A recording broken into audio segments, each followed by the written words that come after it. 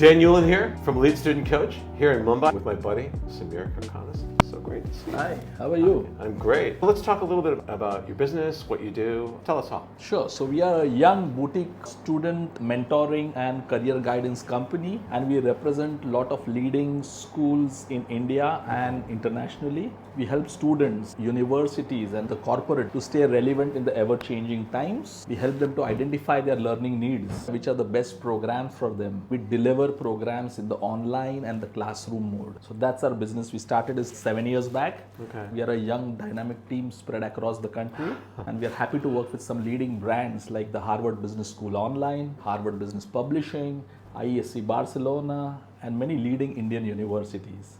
It's pretty exciting. Let's lean into the Harvard thing to begin with, because that's a pretty good name, pretty well known. How did you get involved with Harvard? I was fortunate that Harvard selected me to represent them in India to forge alliances with Indian higher education institutions so that the same Harvard Business School classroom experience now can be delivered on a digital experience for Indian students. The idea was to make it affordable, accessible, and available. They found merit in what I was doing in India, and then they partnered with me.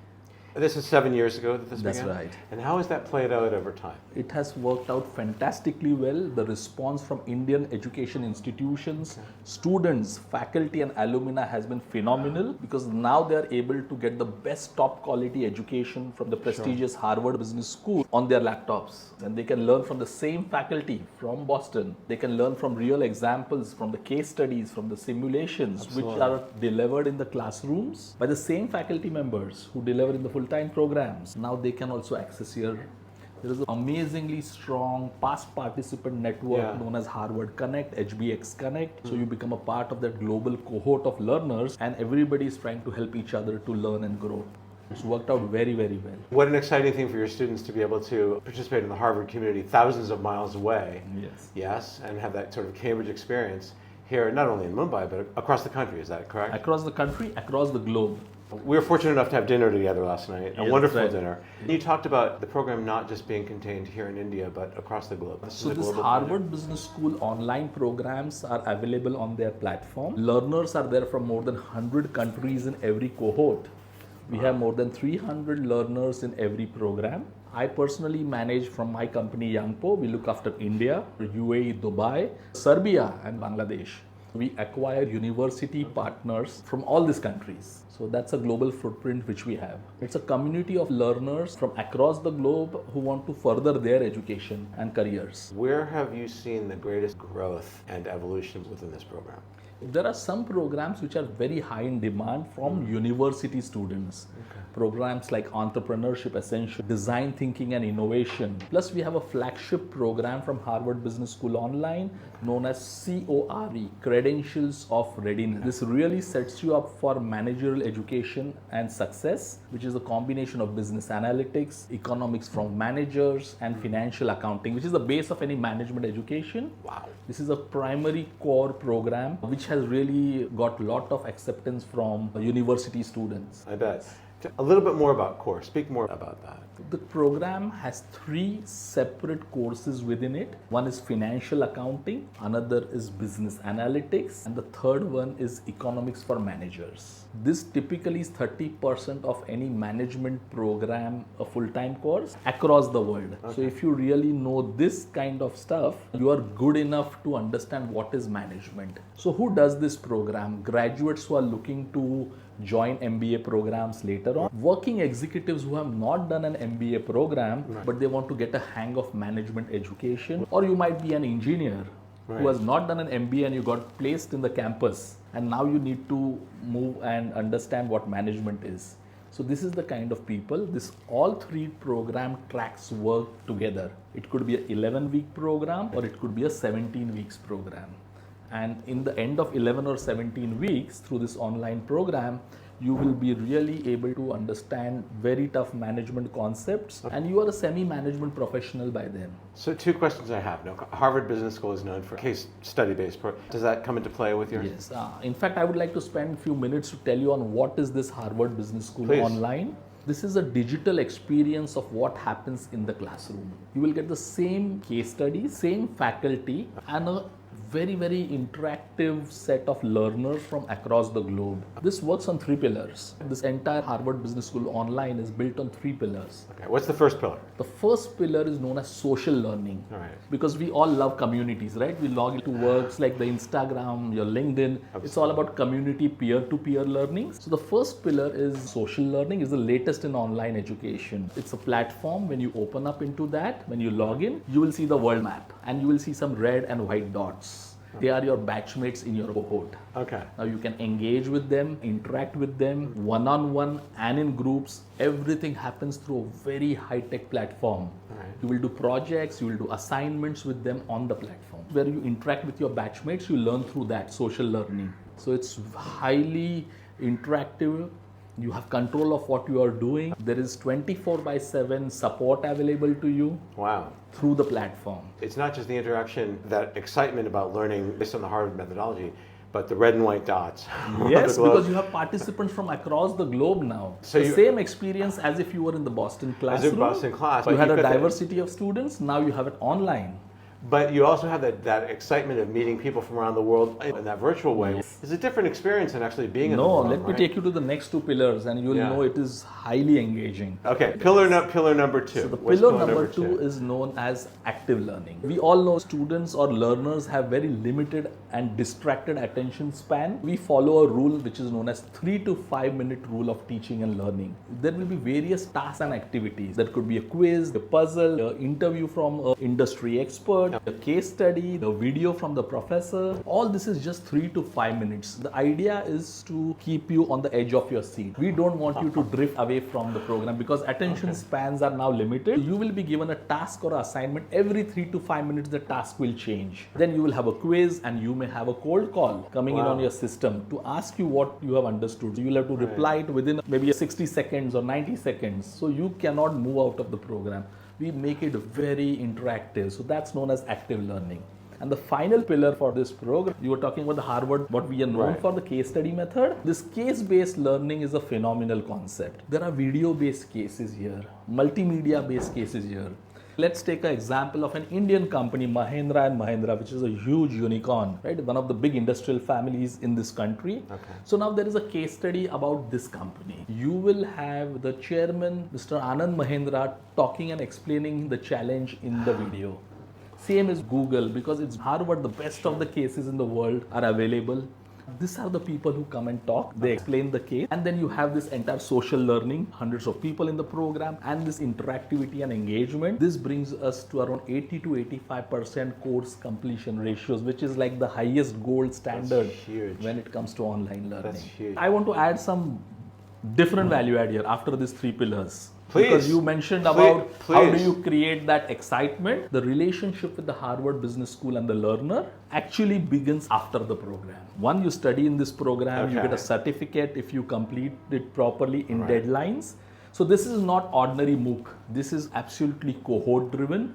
Starts on a date, ends on a particular date. It's an asynchronous platform, but you will have to submit your assignments on weekly basis. If you don't complete your assignments, if you are caught for any kind of a plagiarism, you are out of the program.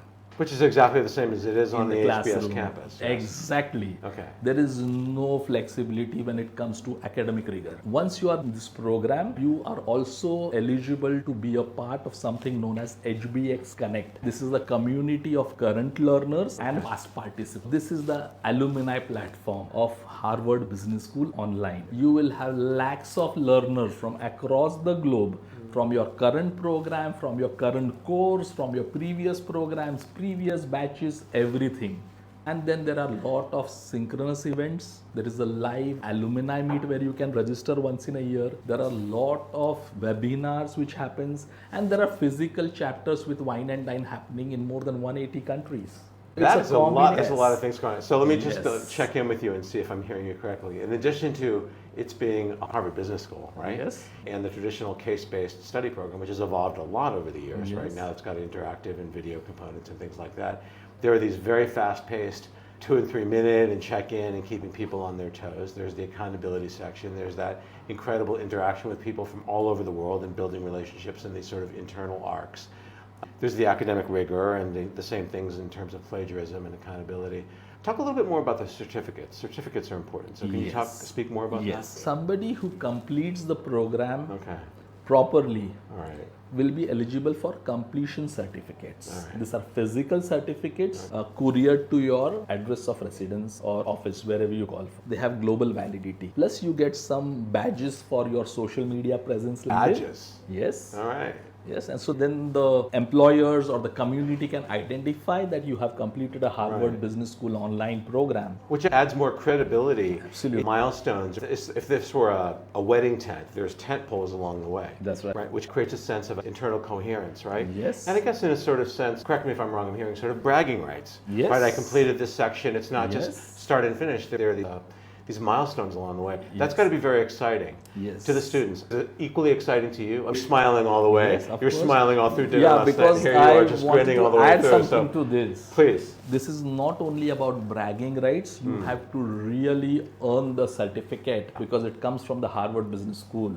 It is not easy. You have to spend 5 to 8 hours every week on the platform, and you have to spend it very seriously because we have inbuilt assignment in every module, and then you have weekend submissions to be done, and not everybody gets the certificate. You said you have an 80% completion. That is completion ratio. Even though you completed 100%, but some bottom of the pyramid people may not get the certificate. There is tough rigor in the program because it's very, very prestigious to have a HBS online certificate. Of course it is. So it's not an ordinary MOOC or any other platform program. It's quite serious. The subjects are different. Core is just one I mentioned. There are star programs like Disruptive Strategy by the late and great Clayton Christensen. And then you have Sustainable Business Strategy, Negotiation Mastery. Negotiate the entire day from getting up in the morning till sleeping in the night, right? But who teaches us negotiation? No normal school or a college teaches you negotiation. No. This is a specific program on negotiation. And then there are senior management programs like alternate investment, organizational strategy, launching tech ventures, which is now getting very popular in India because India is a startup nation now. There's a lot of emphasis in India on startups, on entrepreneurship. So this is a great program. We have a very phenomenal program, I must tell you, known as Entrepreneurship Essentials. Talk more about that. Entrepreneurship Essential is a 3 to 4 weeks program, and you would otherwise feel that somebody who wants to just be an entrepreneur will do the course, right? It's not like that. We have lot of people from the corporates, from the industry, who are already working on mid and senior positions, but now they want to build this kind of an entrepreneurial spirit in them. Organizations want their managers to be entrepreneurs. Allocation of resources, raising funds, presentation, pitching new ideas, prototyping, all of this is covered in this program.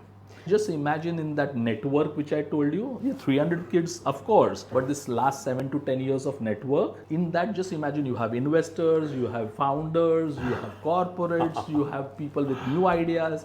Across the globe, we have our LinkedIn groups, their private WhatsApp group. So it's an entire community and an ecosystem which supports you for lifetime and for free. It sounds like it's a real festival of excitement all around because you have support structures not only from the students who are excited about it, and I imagine their families, of course. Yes, but also the managers and the organizations and people within the organizations. So it sounds like there are support structures in terms of the students who complete this and the people who get excited about that. There are feedback mechanisms all along the way. You talked about India being a startup nation, and now with India moving into position as the third largest economic power in the world, how does this align with your personal mission, and then your view on how your personal mission lines up with India moving into this position? You're a power player. You're a power player, but you're a power player who comes from the heart. The mission of Yangpoo Education or Yangpoo University Partners, which is my company, is to help learners and higher education stakeholders to stay relevant in this digital first economy. And what do we do then? 2-3 things is what we have taken upon us as a responsibility.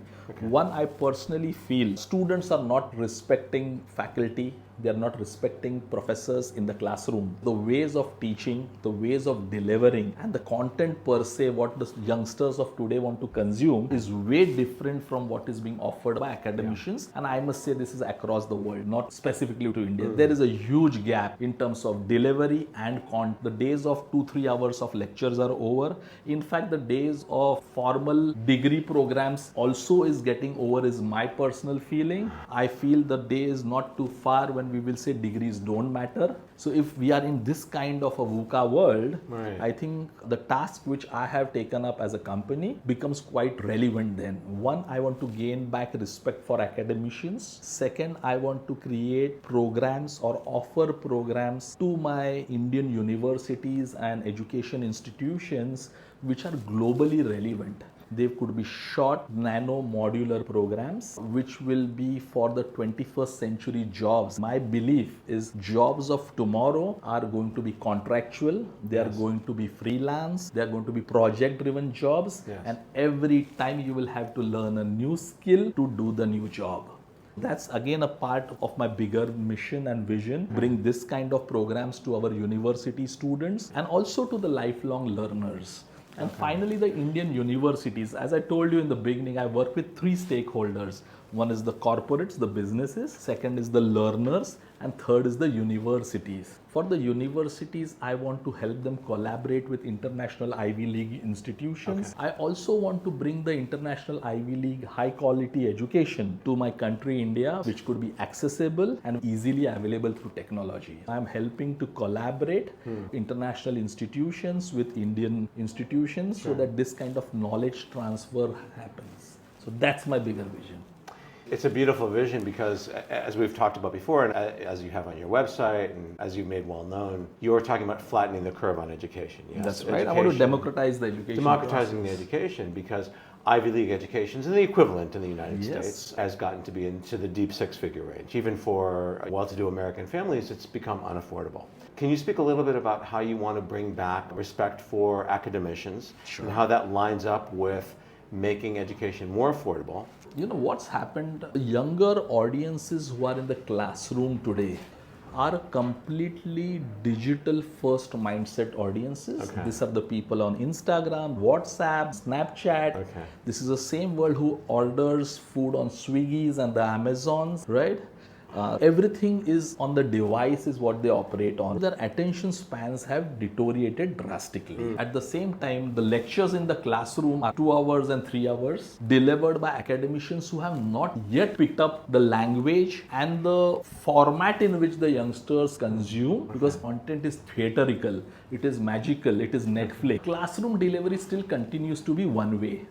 Students want engagement, interactivity, they want podcast, whereas our lectures are still PPT driven.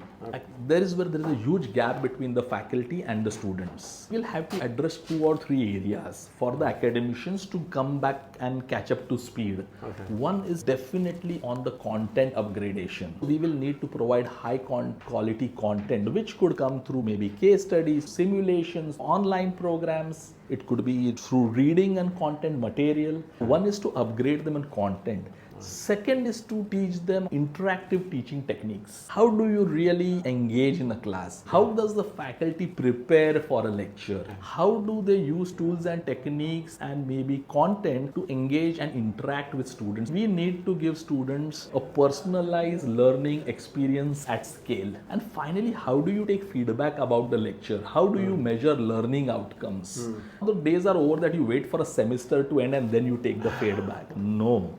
You will have to take it every lecture. The Harvard Business School Publishing, HBP, has come up with a 6 hours program on fundamentals of case teaching. It's an asynchronized, video-based program specifically created for academicians and teachers on how to teach by using the world-famous case study method. And it also certifies the faculty on completion of the program. This is incredibly fascinating on a number of levels. You're talking about future-pacing students, a world in which things are faster-paced and for which they're hardwired. Young people today are hardwired to consume things in little bite-sized, finger sandwich-sized pieces, whereas the more traditional faculty have these longer lectures. This system now got internal feedback loops by which, rather than at the end of the semester, the course over the last 3 months, there are feedback loops that are internal, which is going to help the faculty create a better course, which is going to help the students to create a better learning experience. It's like sharpening knives against knives. You're an integral And it's going to be a continuous process. A continuous process. And yes, because I also represent Harvard Business Publishing, which has content like your case studies, relations, online programs, career readiness programs, and faculty training programs. Wow. So it becomes an entire new age learning toolkit for education institutions. Beautifully put. I love that phrase. Yes. Let's move on to something that's really important, the importance of soft skills. Yes. Soft skills are very often overlooked in today's world, Yes. right? In a world in which many students are stampeding towards STEM fields, which pay well, but this environment, soft skills, the ability to negotiate, write, and people don't read as much. Those soft skills are very often the key to getting a great job to begin with, or getting a job that pays well. What's your view on the importance of soft skills in general, and when it comes to soft skills and the role that they play in getting a job or getting a job that pays well and career advancement? Very interesting question. What the general perception about getting jobs, or what kind of skills one should have to get employed? In the new age world, you should know AI, ML, generative chat GP, you should be an MBA. That's the general perception. Right. But if you ask companies, check the KPMG survey on soft skills. If you ask companies what are the skills they are looking for, they will tell you communication, teamwork, ethics, problem solving, critical skills. So where is that chat GPT, AI? They come much later. You get hired for attitude, which is everything. You get hired for communication. You need to have a great CV, so writing skills. You need to have great interview skills. You need to have skills to survive in the company in the first 90 days. So early career readiness skills, which again comes down to soft skills, is the differentiator on people who are successful in their jobs and careers, and not the technical structural skills. So it is extremely important to have these skills. Absolutely. How are those soft skills taught or cultivated or brought out in the students who have them already or may not have them in the context of this program? I must also acknowledge in this video that you do an extremely great job when it comes to teaching people skills and life skills. I'm aware about the fantastic work which you are doing in the States. It's very kind of you. I'm trying to do similar kind of work here. I'm again fortunate that I'm associated with Harvard Business Publishing, and there is a phenomenal program known as Harvard Manage Mentor. These are 42 skills, not necessarily only soft skills, but these are 42 early career skills, and they come with 42 certifications. Now, skills with 42 badges. We've got our badges. Both and certifications everything. and badges. And it's a very specific list. We looked over this last night.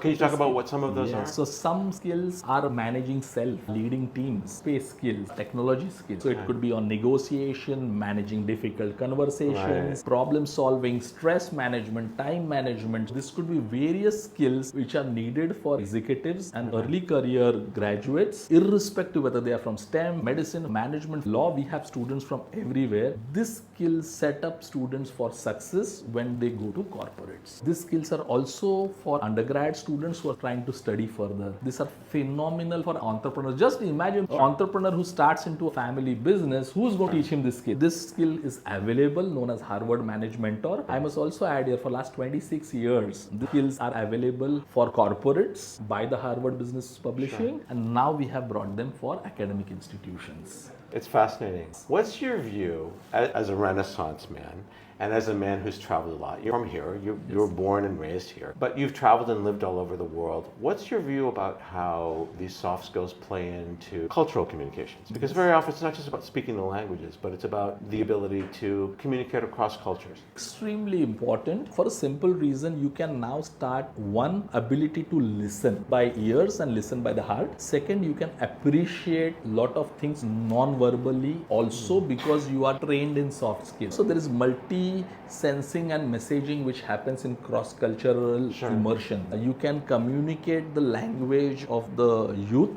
because you are trained in soft skills. This soft skill also does one interesting thing for you, and it helps you to accept lot of different cultural immersions, and that respect develops. It also teaches you things like time management, which is a very critical aspect in many cultures, and which may be a very lazy culture in some part of the world.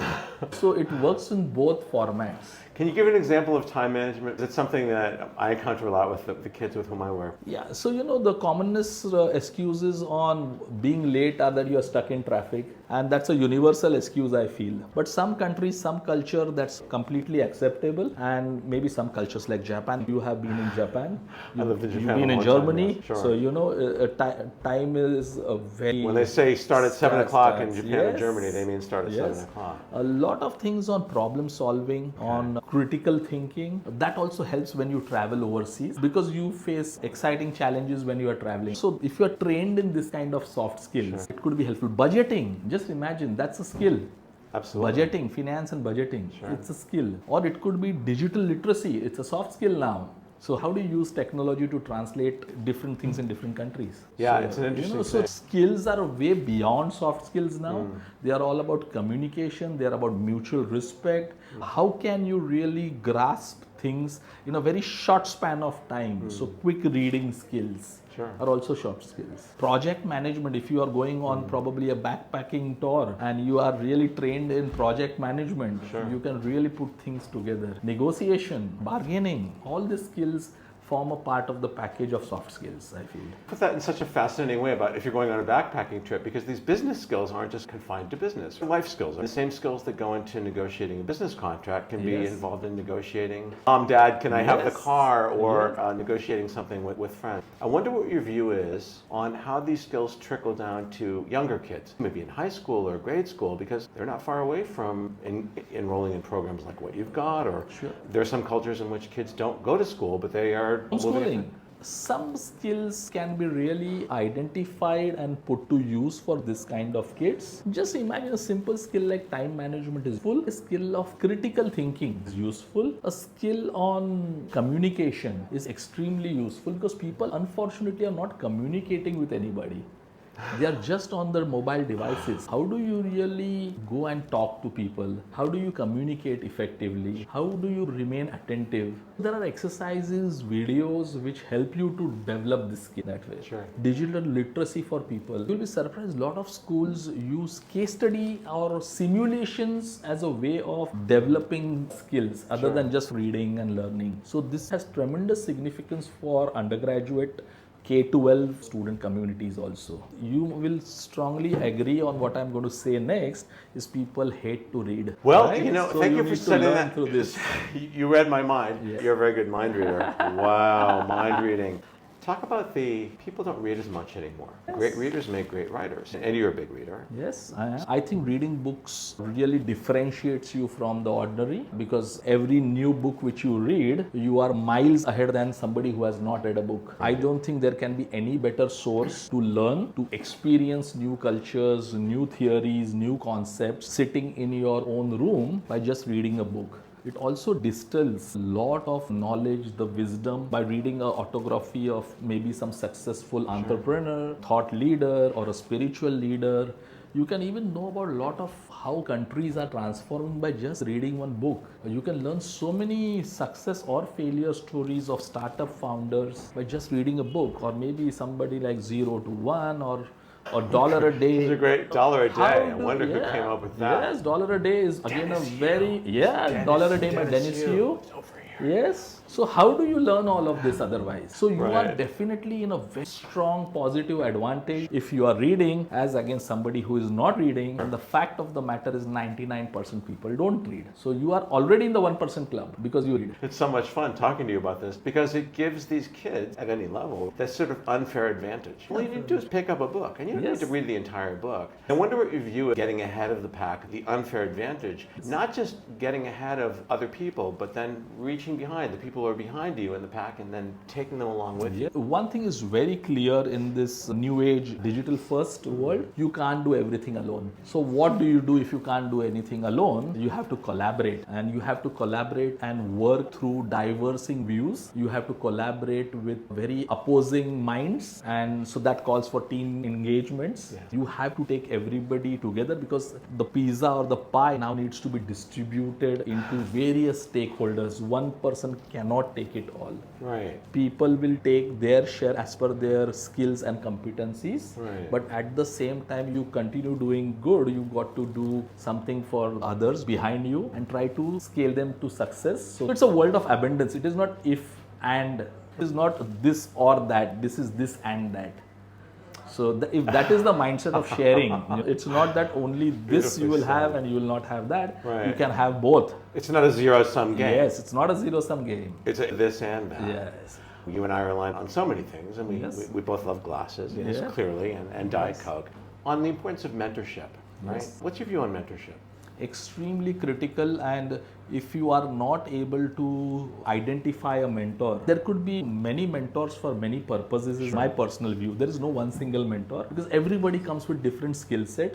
You individually also may require different kind of mentorship and guidance at different phases of your personal and professional life. So mentorship is extremely important. It cannot happen by fluke. It has to be designed. So the mentee has to take the effort to identify the right mentor. This could be through digital means like a LinkedIn, by attending conferences, by really searching out who is your right mentor. See the beauty today, you can have a mentor in any part of the world. It's a beautiful thing. It is also making sense many times to have paid mentors. Why not? You can learn so many things in 1 hour a month of what that person has done for 20 years. Micro-mentoring. Yes, that's the way it is going on. Digital mentoring. Oh, absolutely. Peer mentoring is phenomenal as a concept, I personally feel. Absolutely. To come back to something that you talked about before, and this is wonderful, about the students creating feedback loops with faculty members to make them better teachers. What's your view on the mentee interaction with the mentor to make the mentor a better mentor for the mentee, rather than it's being a top-down thing? I think that in the academic circles as well as in the corporate circles, reverse mentoring is going to be the next big thing. So what's happening today in an organization also, you may have very digital first mindset youngsters and who are absolutely not following protocol. They are the people who want instant gratifications. They are not dressed in the way they should be dressed. They don't come on time, but they possess some phenomenal skills, some social media skills, Instagram skills, community dynamics, their taste and preferences being different. At one end, he is your employee or your intern, and at the other end, you have an Ivy League graduate who is a vice president of that company, but he is absolutely nowhere near to the digital realities of the world. He's still on Facebook, and this person doesn't even look at Facebook. He's on Instagram. So this is a great opportunity for reverse mentoring, where this youngster can really take out maybe 1 hour a week and train this senior experienced person on the new age digital realities. And this combination will only work. You may be a great CMO of a company with 25 years of experience with the best Fortune company, and still you are insisting on putting front page advertisements in prime national newspapers. Whereas this person for whom the product is made, that person is just not reaching out. You have all the budgets and you want to advertise in the front page of the leading newspaper. Our customer is just nowhere near reading any newspaper because he consumes news in a different fashion altogether. Understanding the needs, preferences, habits, attitudes of youngsters is what this young mentee can mentor the seasoned professional.